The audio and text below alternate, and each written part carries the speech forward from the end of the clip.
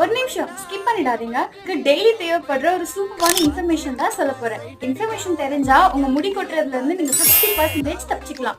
Loose hair இல்ல ponytail இந்த மாதிரி ஏதாச்சும் போட்டோம் அப்படின்னா மறுநாள் வந்து அந்த சிக்கி எடுக்கிறதுல பெரிய வேலையாவே இருக்கும். அப்படி இல்லைன்னா நல்லா ஆயில் அப்ளை பண்ணி அந்த சிக்கி எடுத்தாலும் நமக்கு முடி வந்து அப்படியே கொத்து கொத்தா கொட்டுற மாதிரி இருக்கும். நம்ம சிக்கி எடுக்கிறத கரெக்டா ப்ராப்பரா பண்ணாலே நமக்கு பாதி முடி கொட்டுறது ஸ்டாப் ஆயிடும். எப்படி ப்ராப்பரா ஹேர் கோம் பண்ணி சிக்கி எடுக்கும் போது முடி கொட்டாம இருக்கிறதுன்னா நான் இந்த வீடியோல சொல்ல போறேன். நீங்க ஃபர்ஸ்ட் உங்க மண்டைய 2 பார்ட்டிஷனா பிரிச்சு எடுக்கும் போது மேல இருந்து கீழே வரைக்கும் அந்த சிக்கை கொண்டு போகும்.